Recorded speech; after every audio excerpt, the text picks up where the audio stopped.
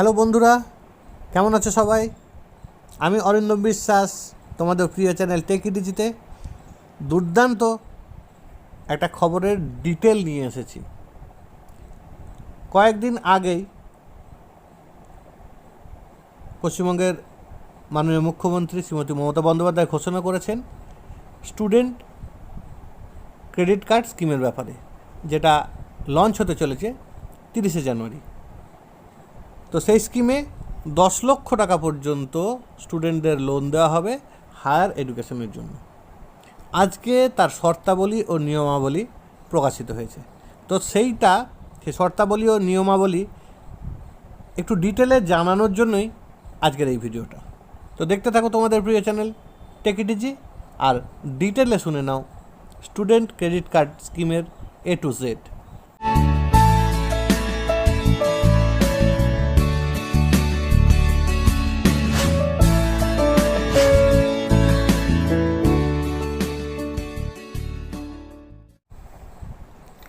দেখো, প্রথমে একটা ছকের আকারে দেখানো আছে online application and credit card issue process. তো এখানে আমরা দেখতে পাচ্ছি স্টুডেন্ট ব্র্যাকেটে লেখা আছে অ্যাপ্লিকেন্ট। তারা অ্যাপ্লিকেশান করবে, কোথায় জমা পড়বে? হেড অফ ইনস্টিটিউশন, যে ইনস্টিটিউশনে তিনি পড়াশোনা করছেন বা সে পড়াশোনা করছে, সেটা স্কুল বা কলেজ বা ইউনিভার্সিটি যাই হোক, সেখানে জমা হবে।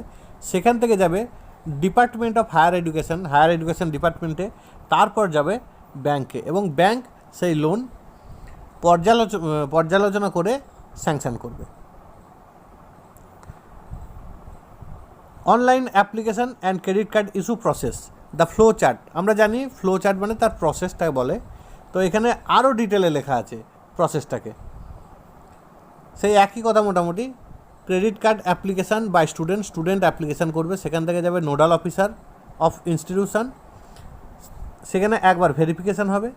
ভেরিফিকেশানের পরে হায়ার এডুকেশান ডিপার্টমেন্টে যাবে, সেখানে একবার এক্সামিন হবে।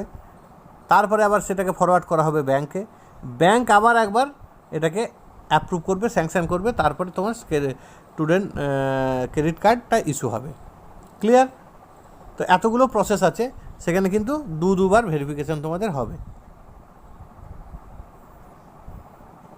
এবার আসছি অবজেক্টিভে দেখো, to provide hassle free and collateral security free. এখানে কোল্যাটারাল সিকিউরিটি ফ্রি এই কথাটাকে মার্ক করা আছে।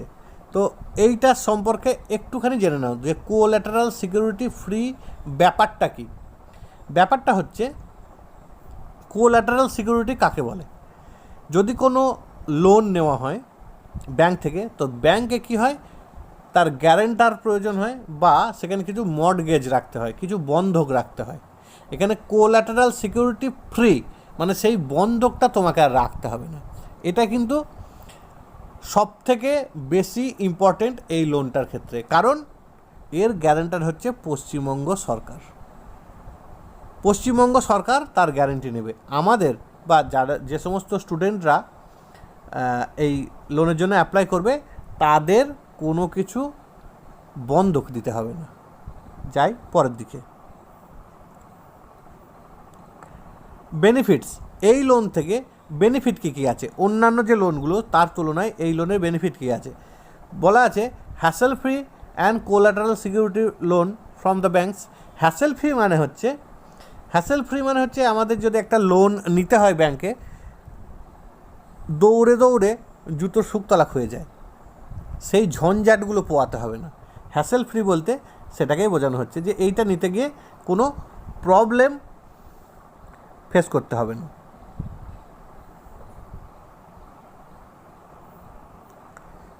আর কোল্যাটারাল ফ্রি তো এক্ষুনি বললাম যে কোল্যাটারাল ফ্রি মানে কোনো কিছু তোমাকে মর্টগেজ বা বন্ধক রাখতে হবে না। Maximum credit limit of the student credit card is 10 লাখের credit card. A nominal simple interest of 4% হচ্ছে ইন্টারেস্ট। কিন্তু এখানেই শেষ নয়, আরেকটি কথা বেশ উল্লেখযোগ্য এখানে, সেটা বলা আছে, if the interest is fully serviced within the study period there will be a rebate of 1% interest rate. যদি স্টাডি পিরিয়ডের মধ্যে ইন্টারেস্টটাকে পরিশোধ করা হয়, সেক্ষেত্রে 1% ইন্টারেস্ট রেট রিবেট পাওয়া যাবে। ঠিক আছে, সেক্ষেত্রে অর্থাৎ কী হবে, 4%-এর জায়গায় হয়ে যাবে 3%। তো ভাবো একবার, একটা লোন মাত্র 3%, 100 টাকায় 3 টাকা 1 বছরে। তো এত কম রেটে লোন দেওয়া হচ্ছে শুধুমাত্র যুব সমাজের উন্নয়নের জন্য, তাদের ভবিষ্যৎ যেন আরও উজ্জ্বল হয় সেই জন্য। ঠিক আছে, চলো দেখি পরের স্টেপ, পারপাস। কী কী পারপাসে দেওয়া হবে? এই পারপাসগুলো কিন্তু প্রচণ্ড ইম্পর্টেন্ট, খুব ভালো করে মন দিয়ে একটু লক্ষ্য করবে। Following expenses will be made. কী কী এক্সপেন্স দেওয়া হবে? এক্সপেন্স কথার অর্থ কী? এক্সপেন্স মানে হচ্ছে খরচ। তো তুমি যে 10 লাখ টাকার হিসাব দেখাবে বা 2 লাখ 4 লাখ যাই হোক, তুমি যে হিসাবটা দেখাবে সেটা তো কিছু খরচের ওপর বেস করে দিতে হবে। তুমি মন গড়া লিখে দিলে তো তোমাকে দেবে না। সেই খরচগুলো কিসের ওপরে দেবে একটু দেখা যাক। বলছে course fee payable to college university H E institute includes tuition fee, examination fee, library fees. তাহলে কোর্স ফিস যেটা কোনো কলেজ বা ইউনিভার্সিটি তে আমাকে জমা করতে হবে, সেই কোর্স ফিসটা তুমি পাবে। নেক্সট হচ্ছে দেখো, fees for caution deposit, building fund, refundable deposit supported by institution bill. এবং ইনস্টিটিউশনের বিলে যে আমরা টাকাগুলো দিই, কোর্স ফিস ছাড়াও আরও কিছু টাকা নেওয়া হয় আমাদের থেকে। কী কী? দেখো, কশন ডিপোজিট নেওয়া হয়। কশন ডিপোজিট ব্যাপারটা নিশ্চয়ই আমরা জানি যে একটা টাকা ইনস্টিটিউটে জমা রাখতে হয়। যে আমি যদি কিছু, ধরো একটা বেঞ্চ ভেঙে ফেললাম বা একটা ফ্যান ভেঙে ফেললাম, সেই জন্য একটা কশন ডিপোজিট রাখা হয় যে আমি যদি করে ফেলি সে আমার থেকে ওই টাকাটা কেটে নেবে। বা এছাড়া বিল্ডিং ফান্ড, রিফান্ডেবল ডিপোজিট, এই জন্যও টাকা দেওয়া হবে, কিন্তু সাপোর্টেড বাই ইনস্টিটিউশনস বিল। বিলে সেটা উল্লেখ থাকতে হবে। ইনস্টিটিউশন যে বিল, সেই বিলে কিন্তু উল্লেখ থাকতে হবে, তবে সেই টাকাগুলো পাওয়া যাবে। দেখো, পারপাস কন্টিনিউড, আরও পারপাস আছে। এবার আগেটা কি পেলাম, যে ইনস্টিটিউশনাল এক্সপেন্সেস, ইনস্টিটিউশনের যে খরচগুলো সেগুলো।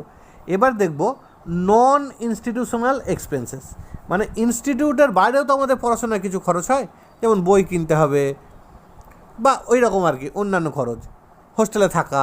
তো সেগুলো একটু দেখে নিই কী কী দিচ্ছে। Non institutional expenses, fees required for accommodation in college, university, HE institute, hostels. তাহলে আমি যে কথা বলছিলাম সেটাই, যে হোস্টেলে থাকার জন্য কিন্তু তোমাকে হোস্টেল ফিস যেগুলো সেগুলো এটার মধ্যে ইনক্লুড থাকবে। Rent, licence fee for living outside hostel or expenses for living as paying guest. যদি কেউ হোস্টেলে না থেকে কোথাও পেইং গেস্ট থাকে, সেই পেইং গেস্ট থাকলেও কিন্তু সেই খরচটা এর মধ্যে ইনক্লুড করা হবে। নন ইনস্টিটিউশনাল এক্সপেন্সেস আরও কিছু আছে, যেমন কস্ট অফ বুকস, বই কেনার জন্য, কম্পিউটার কেনার জন্য, ল্যাপটপ কেনার জন্য, ট্যাবলেটস কেনার জন্য, এগুলোর জন্য যদি টাকার প্রয়োজন হয় সেগুলোর জন্য কিন্তু এই লোনের মধ্যে অ্যামাউন্টে সেগুলোকে ইনক্লুড করা হবে। আদার expenses required for completion of course such as study tours, project works, thesis etcetera. তাহলে আমার অনেক ক্ষেত্রেই দেখা যায় যে আমাদের কোর্সে, যেমন বায়োলজিক্যাল কোর্সে, বায়োলজির স্নাতক বা স্নাতকোত্তর কোর্সে কী দেখা যায়, স্টাডি ট্যুর হয়, তাদের স্টাডি ট্যুর হয়, এক্সকারশন হয়। তো এক্সকারশনের একটা খরচ থাকে, তার জন্য তোমাকে যে খরচ হবে সেটাও এর মধ্যে ধরা যাবে। যদি প্রজেক্ট ওয়ার্ক হয়, প্রজেক্ট ওয়ার্কের জন্য ধরা যাবে। যদি থিসিস হয়, যারা বলছে যারা গবেষণা করবে তাদের তো থিসিস লিখতে গিয়ে অনেক টাকা খরচ হয়, তো সেটাও কিন্তু এর মধ্যে ইনক্লুড করা থাকবে। এই খরচগুলো আমরা পাবো, আমরা মিনস স্টুডেন্টরা পাবে। Note, a student can incur expenditure up to 30% of the total loan sanctioned for non institutional expenses for the whole course of study. এক্ষেত্রে বলা হচ্ছে কি, একজন স্টুডেন্ট তার যা লোন স্যাংশন অ্যামাউন্ট আছে, সেই অ্যামাউন্টের up to 30% non institutional expense হিসাবে পেতে পারে। মানে আমি যদি 1 লাখ টাকার আমার লোনের অ্যামাউন্ট ধরি, তাহলে আমি 30,000 পর্যন্ত নন ইনস্টিটিউশনাল এক্সপেন্স দেখাতে পারবো। আমি যদি দেখাই যে আমার 1,00,000 টাকা লোন চাইছি, তার মধ্যে 80,000 টাকা আমার হোস্টেলে থাকতে খেতে বই কিনতে খরচ হবে, সেটা কিন্তু গ্রাহ্য হবে না। 30%ই তুমি আপ টু 30% এক্সপেন্ডিচার এখানে গ্রাহ্য হবে। সেকেন্ডে আর একটা বলা আছে, up to 20% total loan sanction can be used as living expenses. এই যে নন কনস্টিটিউশনাল বলতে আমরা কী কী বুঝেছি, থাকা, খাওয়া, বই কেনা, ল্যাপটপ কেনা, সব। তার মধ্যে শুধুমাত্র থাকা খাওয়া, লিভিং এক্সপেন্স বলতে তোমার কোথাও থাকার জন্য যে খরচ, সেইটা কিন্তু 20%-এর বেশি হবে না, ম্যাক্সিমাম 20% ধরা হবে। এবার চলে আসে এলিজিবিলিটি, কারা কারা পাবে এই লোনটা। Student should be an Indian national, তাকে অবশ্যই একজন ভারতীয় হতে হবে।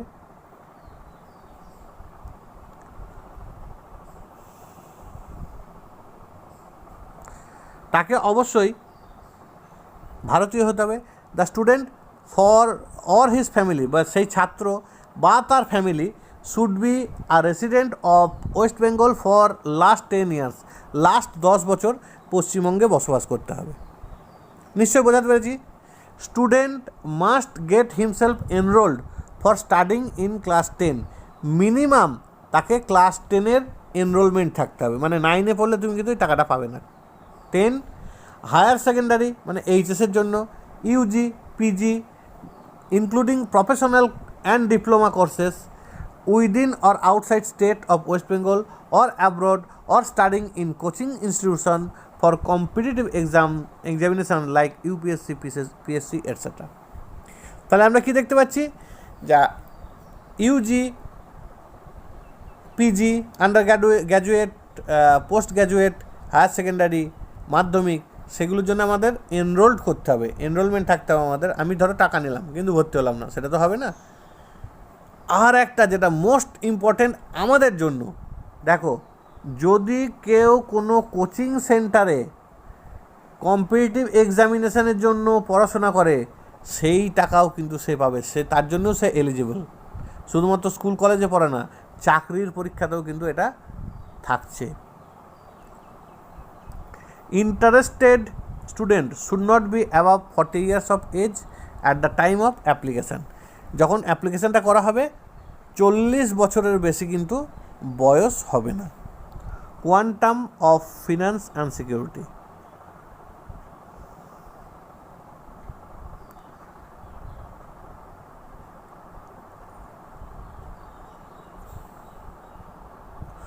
Maximum amount of loan, maximum loan 10 লক্ষ টাকা, এটা তো জানি।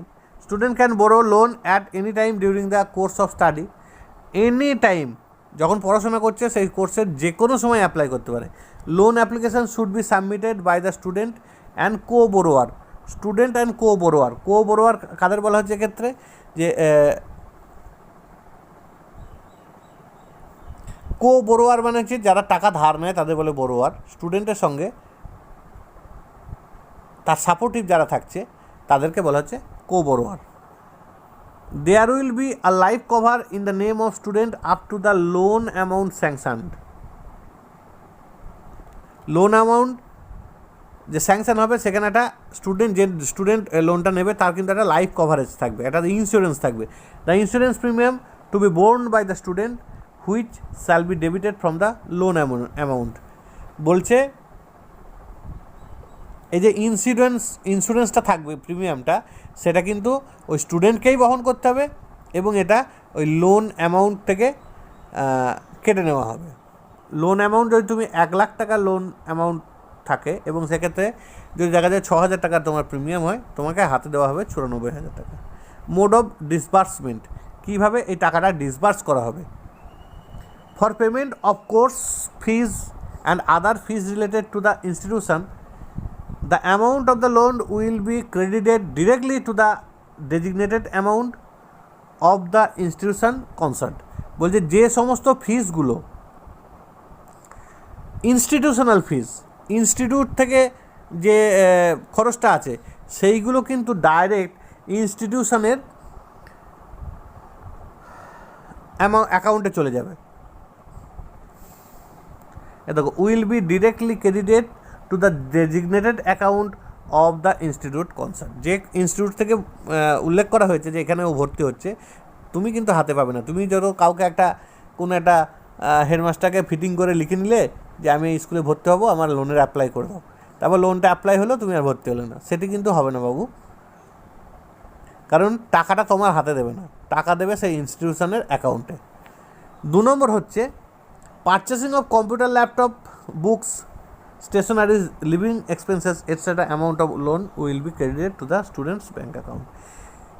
নন কনস্টিটিউশনাল যে ব্যাপারগুলো আছে, যে ল্যাপটপ কেনা, বই কেনা, থাকার খরচ, সেই খরচগুলো যাবে স্টুডেন্টস অ্যাকাউন্টে, তোমার অ্যাকাউন্টে, ঠিক আছে?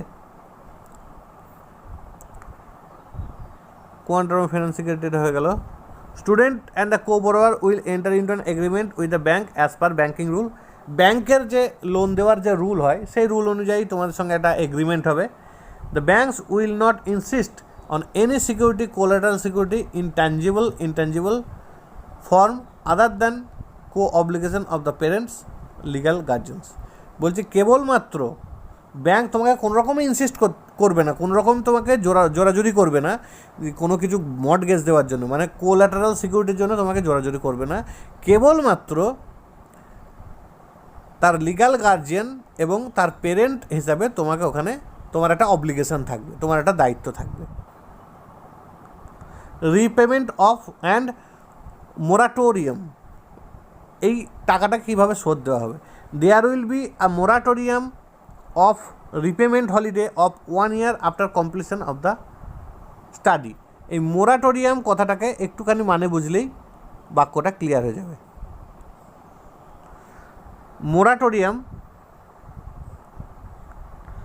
মোরাটোরিয়াম কথাটাকে একটুখানি বুঝলেই বাক্যটা ক্লিয়ার হয়ে যায়। তো মোরাটোরিয়াম কথাটার মানে হচ্ছে স্থগিত থাকা। There will be a moratorium or repayment holiday of 1 year। Moratorium মানেই হচ্ছে রিপেমেন্ট হলিডে, মানে তুমি পড়াশোনা করছো, পড়াশোনা করে হয়তো তোমার দেখা যাচ্ছে যে গবেষণা তোমার বা মাস্টার ডিগ্রি করছো, শেষ হলো 22 সালে, 1 বছরের রিপেমেন্ট হলিডে পাবে, 1 বছর তোমাকে তারা সময় দেবে। Of 1 year after completion of study, পড়াশোনার 1 বছর পর তোমাকে সময় দেওয়া হবে। Repayment period shall be maximum 15 years for any loan অ্যাভেলড including the moratorium repayment holiday. Repayment holiday সহ এই যে রিপেমেন্ট হলিডে বা ওই মানে যেদিনকে আমার পড়াশোনা শেষ হলো তারপর থেকে তুমি 15 বছর টাইম পাবে, 15 বছরের মধ্যে কিন্তু তোমাকে শোধ দিতে হবে। ক্লিয়ার? তো 1 বছর তোমাকে মোরাটোরিয়াম পিরিয়ড দেওয়া হবে, তারপরে আরও 14 বছর দেওয়া হবে, মোট 15 বছর। তো এই পর্যন্তই ইনস্ট্রাকশান যা ছিল সব জানিয়ে দিলাম। আর কয়েকটা দিনের অপেক্ষা। 30শে জুন লঞ্চ হচ্ছে এই রাজ্য সরকারের স্কিমটা। আশা রাখছি প্রচুর প্রচুর প্রচুর দুস্থ মেধাবী স্টুডেন্টরা এর জন্য উপকৃত হবে এবং ফুল credit goes to one and only Mamata Bandyopadhyay. তো আবার স্যালিউট মমতা বন্দ্যোপাধ্যায়কে। আজকের ভিডিও এইটুকুই। সবাই ভালো থেকো, সুস্থ থেকো, আর দেখতে থাকো তোমাদের প্রিয় চ্যানেল টেক ইট ইজি।